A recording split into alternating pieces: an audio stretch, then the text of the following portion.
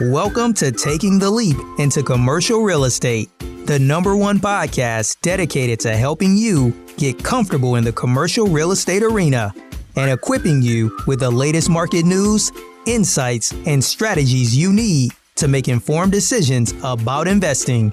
Now, let's get into today's episode with your hosts, Angel and Brittany Gonzalez. All right, everyone. Thank you so much for making it to another episode of Taking a Leap into Commercial Real Estate podcast. I'm your host, Angel Gonzalez, and my co-host here, Brittany Gonzalez. And we actually got the pleasure today to be joined by Drew Lasky, who's really going to get us into his story, his journey, what he's got going on. So, Drew, thank you so much for coming on. And I'm going to just kick it off right away by asking you, can you describe what it is that you do and a little bit about yourself? Awesome. Well, first of all, Angel, Brittany, thank you so much for having me on the show. Super excited to be here. And so, yeah, a little bit about me. So I am in medical device sales. So I do sales and I do real estate. And what I love about both of these industries is you have like full control over your destiny and your outcome.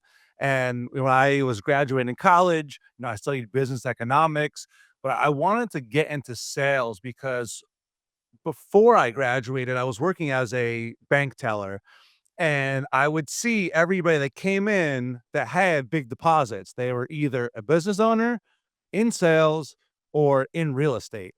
And, when you're first coming out of college, you got all this debt and maybe starting a business for me wasn't, the right fit immediately. So I got into sales. I did door-to-door sales, actually, 100% commission.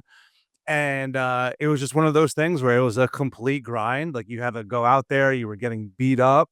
But again, it was one of those things where if you mastered it and it's all about like self-improvement, if you master it, you make a lot of money. And so I was able to then graduate into medical device sales at a very young age, which is kind of like, the cream of the crop when it comes to, the sales industry.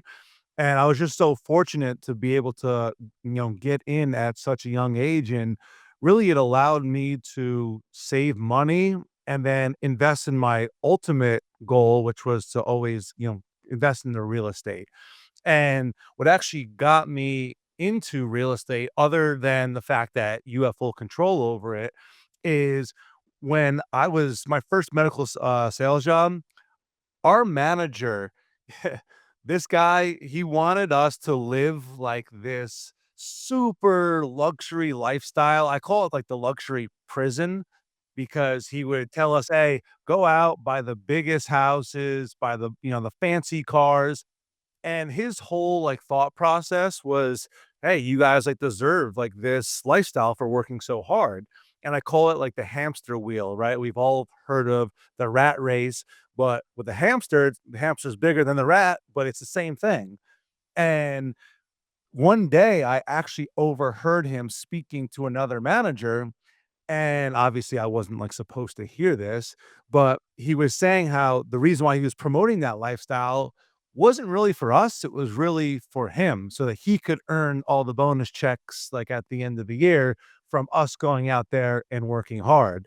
And so that's why I call it like the luxury prison because, yeah, the income is great, but we're stuck in this hamster wheel. So I knew that I needed to get into real estate because that guy was fired and he didn't see it coming. And if he took the advice that he gave us, which I'm very sure that he did, then he would be, in financial trouble. And I never wanted to be in that. So I started, listening to podcasts, reading books, and that was the point where I just knew I had to jump in. So this was back in 2019. So I bought my first property. It was $100,000. I put 20 with the closing costs. It was like $25,000 down. At the time it was like, you know, the most I had in my account. And I was kind of like shaking as I was signing the 100 pages that you sign on a mortgage. And, I just knew that the numbers made sense. And I've had no problems with the property, with the tenants. And I've had that now for 5 years. And then I went to a triplex and I just kept going and going and going. And now I have 48 units. Some of it's on my all by myself, and then the others with family and friends. And now I'm jumping into, commercial real estate where me and my friend, we just co-GP'd on a Houston deal of 296 units that just closed. So that's pretty cool. We are not the main operators on that, but to be able to use the network that I have and help people achieve their, investing goals, gave them access to a really high quality asset. And then on top of that, I also started a real estate fund with 2 other partners that I met in a real estate mastermind. Well, actually, they started it and they invited me to join. And we did a deal together last year, and they just, I was able to perform and bring the money to the table. And they wanted me to join the fund full time. And so I'm actively doing that right now. We got just under 100, just under 1 million in soft commits. And we just started actually receiving the money coming in, over the last like 2 weeks. So super excited as to, what's about to come. But yeah, that's just a little bit about me. But that's beautiful, Drew. I know that Brittany's going to jump in here shortly, but I got to tell you, first of all, kudos to you for not listening to that guy, because there's always this person that wants to steer us down the wrong path. And all I can tell you is, listeners, don't do it. Follow Drew's lane. And then the second part I'm going to throw out there is, you're going to have to talk about it with Brittany, but this teller experience is not just you. Ask her about that, because she understands. Yeah, it's a pretty how do I say this? For me, I felt like, and again, this was just a college summer job, but for me, I just knew I wanted nothing to do with like being in a building constraint like that. Just watching other people make a lot of money. But there was a direct correlation between, again, the people that were have their own businesses in sales and in real estate versus the rest of what I saw as far as the amount of money that they had in their accounts. So it's an interesting industry. I will definitely agree with you. I obviously was a teller for a period of time back a long time ago. I feel like I'm super ancient when I say that, but it definitely teaches you, oh, hey, don't acknowledge it. But I think there's a lot of learnings that you get from that. And it keeps you humble in a lot of ways, but it also makes you feel like money just becomes money, right? Like when you are in that teller role, you might have thought as a college student, you're like, oh, $10,000, $100,000 seems like a lot of money. But when you start play, it's like play money. It's kind of like Monopoly when you actually are at the bank in some aspects, because it's not your money. You're just taking it and letting it go. It's just coming and going, right? And so you have a different perspective of it, and it teaches you different things. And so I know you started with the teller journey and then you continued to grow. And you just made the comment to Angel where you're like, I didn't want to be inside these walls. What skills do you think allowed you to be able to step out of that? How did you get that courage to take that leap to say, you know what, I don't want to do this. I want to keep working for myself and growing more financial instead of just taking everybody's money? Yeah, I think it really just comes down to, mindset and, what you want your life to look like. And there's a lot of people that want to play the safe route. Like they're okay with, trading their, time for money. And there's nothing wrong with that. I don't ever want to put anybody down, but I realize that the people that make the most money are the ones that get paid for a skill set. And if you wanna take it even a step further, it's the people that create systems and then can, at one point, remove themselves from, being in the day-to-day operation. And so I just felt like, taking a chance on me and not, leaving my future up to, "Hey, I gotta wait a year for this person to either retire or, go to a different bank or a different job so that I can get a promotion. I can go out, I can do sales, I can learn sales, master sales, and with the same amount of time, I can make a lot more money. And so that was always like my philosophy. I just like love talking to people. So I'm very It energetic it as it well it as doesn't you it can doesn't come across tell. at all, Drew. I just thought you should know that. We gotta work on that today. Um, but hey, man, I love your energy. I love your perspective, because that mindset matters so much especially for our listeners, like we always want to talk about like what lens are people viewing things? What's the kind of mindset that allow people to get through what they're getting through? So I'm going to go ahead and ask this then. As you kind of continue to evolve in the arena of real estate, it sounds to me that you've actually taken the opportunity to start talking about partnerships and leveraging the relational components as well. So can you walk me through when you have looked at when you have partnered with these individuals and also taken investors' dollars, like what does that look like for you? And what's kind of been some of your other surprises or aha moments that you've had along the way when it comes to partnership and investors? Yeah, well, I think, especially right now, I feel like partnerships are more important than ever. And what I mean by that is deals are not extremely easy to find right now. And if you want to get a piece of the action, like you have to partner with somebody. And when it comes to multifamily or like actual commercial, like an office space or just any other type of asset class in real estate, it's a team sport. And so, me coming from a sales background, it's all about having self-awareness and knowing what you're good at and what you're not good at or, what you don't like doing. So for me, I don't like underwriting. I don't like the deep underwriting. Obviously, you have to know a little bit if you're making offers, what a property's worth and everything, but like the deep stuff, I don't like managing tenants. So it's again, it's all about self-awareness, taking what you're good at, what your superpower is, and applying it and joining a team where you're now instead of one person trying to, do everything and be average at finding deals, average at capital raising, average at asset management, you have a designated person for each one of those and everybody, that's their superpower and you're firing at all cylinders. So that's what I love about, this space is that it's a team sport. And again, like I said, in the beginning of the answer, I feel like right now it's more important than ever to be partnering with people and leveraging relationships.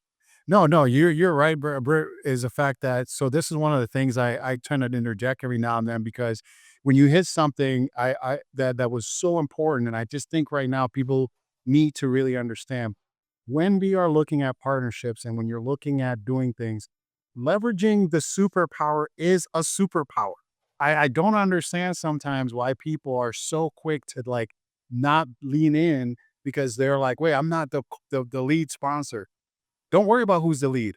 Just worry about the fact that you get to be on a team and you get to execute something at a higher level. I actually, the reason I bring that up is that right now we actually just, some of my partners that I have on a deal right now on a portfolio purchase, we all in talking, we actually had to decipher like who's doing what, who's getting what ownership interest, all this different stuff.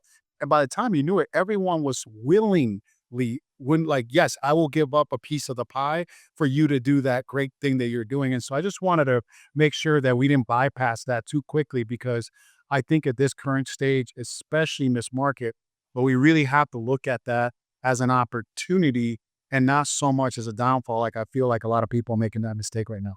Totally agree.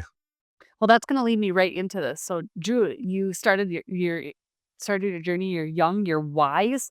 So, did you have anybody that was a mentor, or did you have, like, a professional relationship that helped you navigate this and teach you things along the way to help you?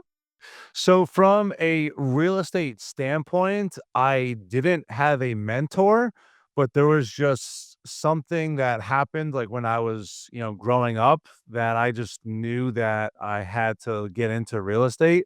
And that was my dad and his best friend, they obviously are, very close. And my dad's best friend, he said, "Hey, I'm starting this, real estate company." He was kind of similar to me. He's like very energetic, outgoing, and my dad's more of like the handyman, like they call him like handy Andy. Like he can fix anything. He can see a vision of what he wants something to look like. Anything around the house he can fix. And so like they would have been like the perfect team. Again, what you're good at and what you're not good at, they're complete opposites. They would have been great. And, like, the fear that my dad had about, "Oh, what about lawsuits?" or "What about this? Fixing toilets, I don't wanna be, called at 1 AM." Well, he decided not to do it, and my dad's friend went on to be a deca millionaire through real estate. And so even though this guy was not a direct mentor to me, at a young age, like, I saw, like, his story, because like, I'm watching it, like, growing up, and I saw, like, the life that that his kids had. Not saying that I didn't have an amazing, childhood, but I got to see the type of freedoms that brought, their family. And that's kind of, the big reason as to why I wanted to get into it as well. And actually, on my first capital raise, my parents were my first investors. And so it's never too late to get, into real estate. So no matter what age you are, you can always change. And I think, yeah, I mean, it's just an exciting, it's an exciting thing to have your family, go through this journey with you. I don't know if I could have said it better myself, but than what you just said about the family and the journey. Let's dig into that a little bit, because one of the things I think about when I've heard people in this space like, "Oh, I don't want to go talk to my family member or bother my friend or do this," and I'm always looking at it and I'm like, "That's interesting that that's the perspective that certain people have," because if anything, you're taking the people that you love and care about along the ride with you. So explain to me from your perspective, like, why were they probably your first investors? And I imagine you didn't just stop at them being the only family or friend, that you probably taken care of some other friendships along the way. So let me know about that a little bit. Yeah, so I think it's all about letting people know what you do. And so again, just seeing like the past, like my dad, he knew that he like made a mistake. And so when he saw me doing it, he was like, I'm not letting this happen again. And so he saw me continue, to slowly build my portfolio. And the moment there was an opportunity, he's like, we're jumping in. And the same thing like with my friends. My friends started to see, I started to earn more money. I started to earn more passive income, and they just didn't really know anything about real estate, but they knew that, hey, they could put their money into a real estate deal and get an above average return or like greater than the stock market, and have it be a safe investment for them where they don't have to do anything or know anything. So when you even talk to like your family or your friends, how do you talk to them and share with them that you feel like you have a truly good investment, that you're like, "Hey, I believe in this and I want to bring you along for the ride." What are things that you think about when you have those conversations to get them to feel and believe all that you have to offer? Yeah, so I feel like, again, it all comes down to, hey, I've been doing this, right? And so the people that I have that I partnered with last year, and the now we have this real estate fund. So I've been doing real estate for 5 years. They've been doing it full time for over 20 years. And they've done over 1,000 real estate transactions. And so I'm smart enough to know who's legit and who's not, and be able to, again, partner with them and use their experience to then go to my friends and family and say, hey, this is what we're buying, this is what the numbers look like, and here's who's actually going to be doing the project. And I'll always be fully transparent with everybody that I take their money. I am not the real estate guru, and I'm somebody that just takes action. And if I can, go bigger and leverage other people that have been doing it longer than I have, it makes that conversation much easier. And then the other thing too is when I go to them, I don't directly ask them.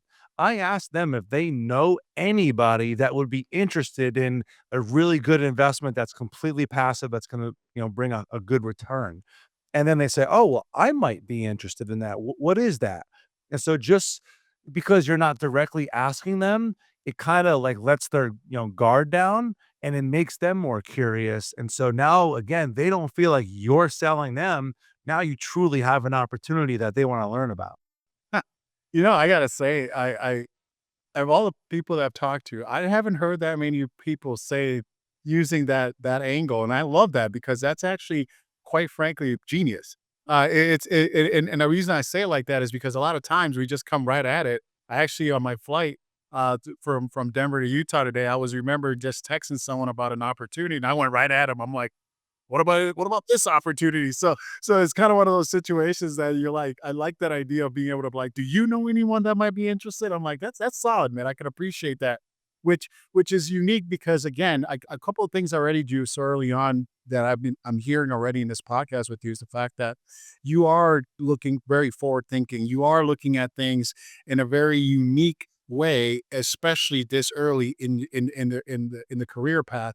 But I am going to ask, have you ran into any setbacks since you've been in the real estate side of things? And if you have, like, what kind of setbacks have you had, and how did you overcome them, or what does that look like in your lens? Yeah. So actually, one of the deals that we completed last year, literally the day before closing, we had a big investor just back out of the deal. And this was not a like syndication. So like normally the money would be due before closing, but this was a JV agreement amongst other people. And so we all had the subscription agreement. Everything was done perfectly as far as like from a legal standpoint. And all the documents are done, signed, and we all wire the money. And then this guy goes, "Hey, I got to talk to you. I can't." He goes, "My wife's not going to let me wire the money." And I'm like, "Hey, man, like I started seeing some signs and I put a little bit of this on me. Like I should have noticed that sooner and had like a backup plan."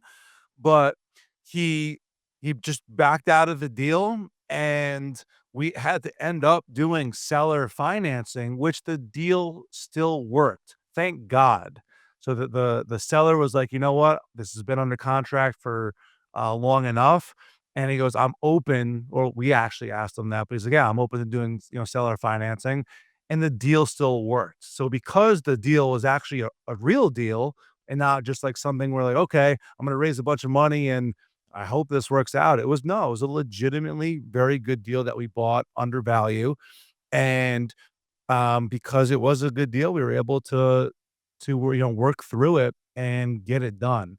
But the couple of days where we were supposed to close and then, the money never came, it was obviously very stressful and everybody in that deal was very upset. And me being the person that was raising the capital, like I had to take it upon myself to make sure that this transaction was still going to go through. And thankfully it did. So, Drew, obviously, you learned some lessons throughout this process of raising things. Would you like to elaborate on not only this experience, but what are some other things that you actually learned that you feel like was a true valuable lesson that you'd be able to share with others that maybe it's their first time raising capital or it's their first time taking that first purchase? What would be some tips that you would want to give them? As far as the first purchase goes, I would say not to get too emotional, like with the numbers. Like the numbers are the numbers, and the math has to be there. I talk a lot about, analysis paralysis, and a lot of the people that I know, unfortunately, this is how most people are. They just read, read, read, read. They listen to podcasts and they never take action. But there's also a small part of people where, they hear an idea and they just go out and they just try to make the numbers work and then it doesn't work. Like, for instance, a lot of people, they just think the expenses are going to be your mortgage, insurance, and taxes, and maybe property manager if they plan on, hiring a property manager. They have no idea about all these other hidden expenses such as like lawn care, all the utilities, water if it's not sub metered. I mean, there's so many different hidden expenses where you might think, okay, this is going to cash flow $500 a month. But when you actually close on that property and you get hit with all these hidden expenses like maintenance and capex, you're actually, negatively cash flowing $1,000 a month. So what I would say is to, take action, but make sure that you do have enough information and that you have a second or third eye to just make sure that the math is actually correct. And then once it is correct, pull the trigger. So there's a fine line between, doing your homework and then taking action. Man, that's what a great way to put it. It's interesting though because I think it's two problems, right? So the first one is the paralysis component, and you hit the nail on the head. Like, take action. Like you said it. Drew's telling you guys, take action.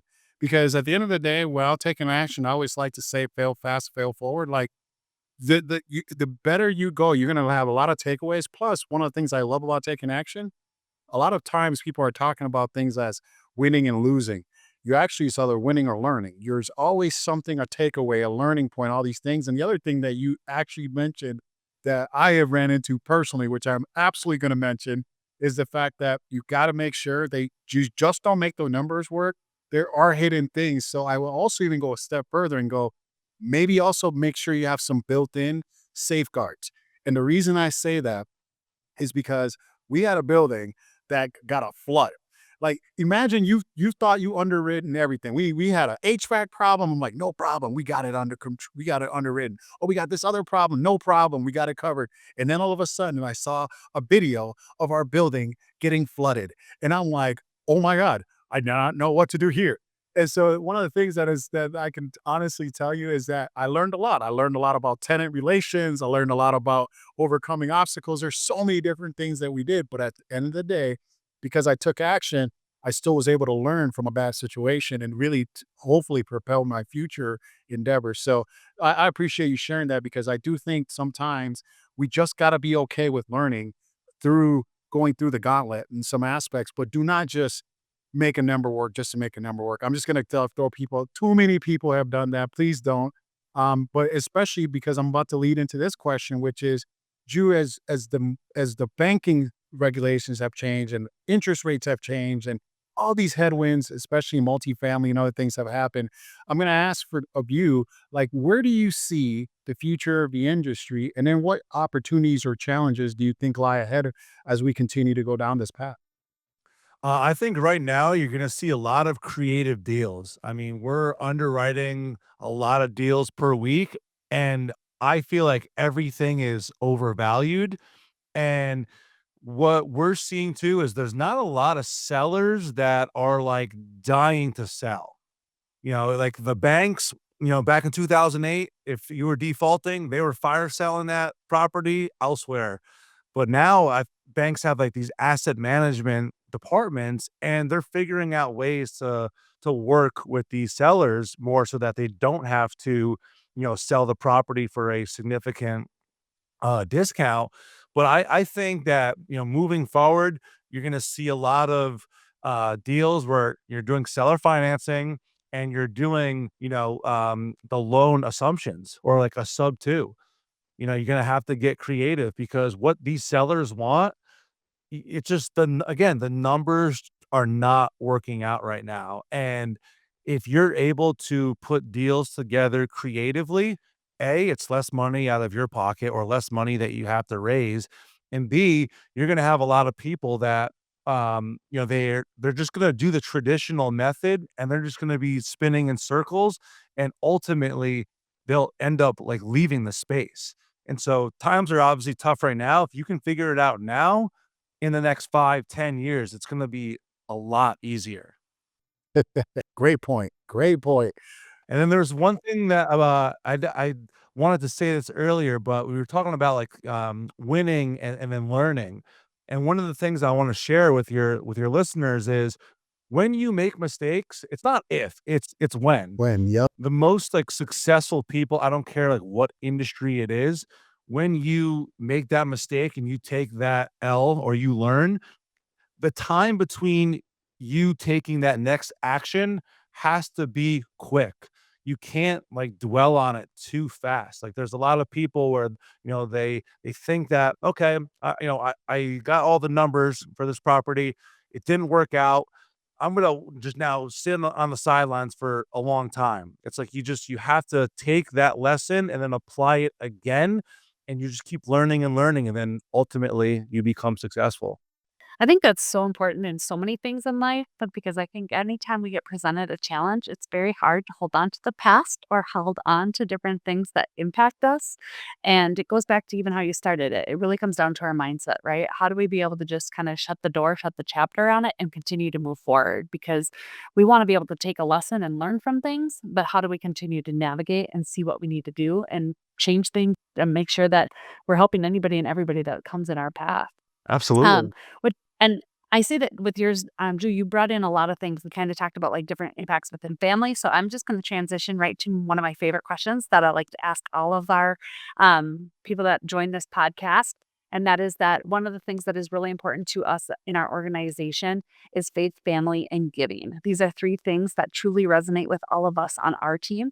Can you expand and elaborate on one of these and how it impacts your life? Yeah, so, family I already, like, kinda talked about, so I'll go into the giving. Like, I am a big believer in paying it forward. Like, if you can like, the world right now needs more leaders, and if you can step up and you can achieve something, I feel like it is your duty to then pay it forward and give back, whether it's through information, through, networking opportunities, connecting people together, because when you can lead and you have an option, all right? You can continue to do things by yourself, or you can open doors for other people. And I think like one of the most like probably the most proud accomplishment that I have, is not like winning like sales awards, but it's actually getting a lot of my friends better jobs than what they had before, earning a higher income. And that all had to do with, me going out and just being persistent about, my dream and then opening doors for them. So I just believe in paying it forward. Don't hold anything back. Life is a lot better when people win together. If I could give you a big heart emoji, I definitely would because I think that is amazing and very, very well said. I think that is definitely something that is true. Our world does need more leaders and we need people that truly want to invest in others. And the way you said it was amazing. So thank you. Yeah, yeah, absolutely. And I would even go and add to it, Drew, that I think sometimes one of the fears that we have is the fact that we're like, hey, we don't know if that person wants the information or that person is like open to it. And it's like, hey, you know what? Quite frankly, that's not really on us. That's really on us. It's just to be willing and to put it out there. And whatever there is received is on that person at that point. So I would just say, don't be afraid to be vulnerable and get that out there because I do think that's very critical. And Drew, and as I just continue to just keep thinking about what you're saying, man, you're laying some nuggets now. So I know I was gonna ask something else, but now I'm like, you know what? Maybe Drew got some more nuggets in there. So I'm gonna go ahead as we're getting closer to winding down our show. Let's talk through like if you have a piece of advice or something that you can tell our audience that that we may have not touched on or something you want to like expand upon. What would that be? Probably to not care what people think about you. One of the other things that I see that prevent people from, you know, just reaching any type of level of success is they're always thinking about, oh, what if it doesn't work out where, my friends think differently of me, my family. Like I'm just like that type of person where I don't care what people think about me. If I try something and I fail, then I fail, right? Most people in life that are super successful, they fail, fail, fail, fail, and then they win. And so, you know, outside of the analysis paralysis that we talked about before, a lot of the people that I speak to that, for instance, like we're on a podcast right now, we're going to be posting this on social media. There's a lot of people that I know where they could take their business to the next level just by posting content, and they're afraid to get in front of the camera because they're afraid of what other people think about them. You can't live life like that because it's going to hold you back. That I don't know. I kind of was laughing because so one of the things that as we were in our journey, Brittany and I, not only in every step I think about from writing our book when we wrote it, getting on our podcast when we did it, as we just continue to go, I remember how long it was for us. I had a good buddy of mine, John Hill, shout out to you. He actually was like, hey, you're going to go ahead and we need you to start this podcast. I think it was like 4 years later. Like it felt that long because of the fear, right? Because I personally was like, People are going to judge me.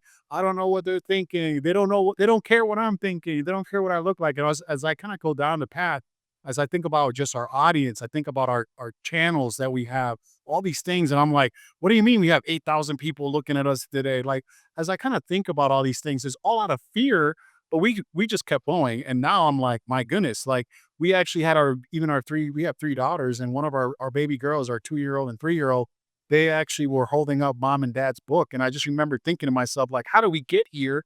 Especially because we were so afraid and we were so those people that were like, it's not us. We're not that special. So back to Drew's point, I can only tell everyone, please do not let anything, especially self-fear, be the one that doesn't allow you to propel yourself forward, because there's so many valuable relationships and so many valuable lessons, and it's just amazing what can happen. So I just thank you, Drew, for highlighting that, because we were those people. Brittany, don't be smiling because you know you were that. I'm still guilty. I'm surprised you didn't throw me under the bus at the beginning of it and be like, I have to challenge my wife to do this all the time because I'm always not one that likes to be in front of the camera. It's not public recognition, none of that. I'd rather stay hidden in a box in a lot of ways. And it's really being like, don't be scared, don't be, because who really cares? Like at the end of the day, it's between, I say, you and the Lord Almighty. It's who do you answer to, right? And you have to really think about that and just really be able to make decisions that keep propelling you forward and not let others set you back from your own dreams. Absolutely. You just have to put yourself out there. Like good things happen when you take action and put yourself out there. Well, now comes my curveball question as we are winding down our show. Let me ask you this, Drew. So if you had to go ahead and basically be like, hey, you know what? I'm either going to recommend a book, recommend a movie. What would that book or movie be, and what and why would that be, especially for our audience? Is it okay if I do both, the movie and a book? Cool. So for a movie, one of my favorite movies is The Founder, all about Ray Kroc. And again, it goes back to what I was saying before, you fail, fail, fail, you be persistent, you overcome. I mean, that's a movie about, his wife didn't even like believe in him, right? And so like she just couldn't stay with him through all his failures. And he easily could have just stayed down and McDonald's wouldn't be, the company it is today. So it's all about just staying consistent, persevering, and just not ever quitting. So that's the movie.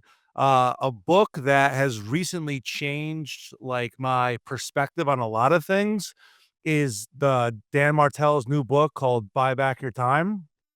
And it's all about just delegating things and not worrying about like the money aspect, because you should just be breaking down, what these tasks are from a money perspective, and then delegate everything so that you're just focused on what you're good at and the highest, revenue generating tasks that you can do. So I love that book. It's an awesome book. I highly recommend everybody to read it. Actually, it's interesting. You said Founders, and I got to tell you, it's a movie that I've watched multiple times. I've actually asked other business people if they've watched it, and I'm actually shocked how undervalued that movie is. Because if you want to talk about tenacity of failure and what opportunities we can learn from, I truly believe that that is definitely one of those. So thanks for mentioning that, because a lot of times the books and all these other things tend to kind of run together. But that's a unique one that I'm kind of like, why is no one talking about this thing? This thing should be like a super hit. Let's go. So Yeah, thank whenever I'm feeling down or like I'm not where I'm at, I rewatch that and it just gets me jacked up again. Oh man, that's great. Hey, Drew, man, I can't thank you enough for joining our show today and everything that you've shared.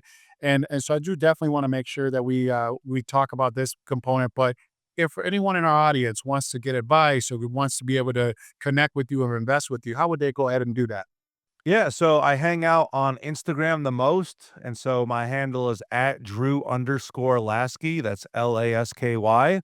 And if you are a salesperson listening to this, I do have an ebook that is specifically designed for high performing salespeople that want to invest in real estate, whether it's all on your own or you want to invest passively. Man, Drew, thank you so much for that. And guys, get his book. Come on now.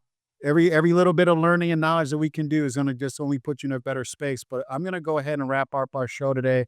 Just thanking our audience again for taking the opportunity of joining us at Taking a Leap into Commercial Real Estate.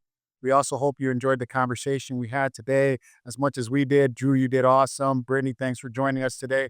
But I also want to make sure that we keep this in mind as we continue to always talk about our motto. We always want to talk about the fact that building relationships by going deep and not wide is truly crucial.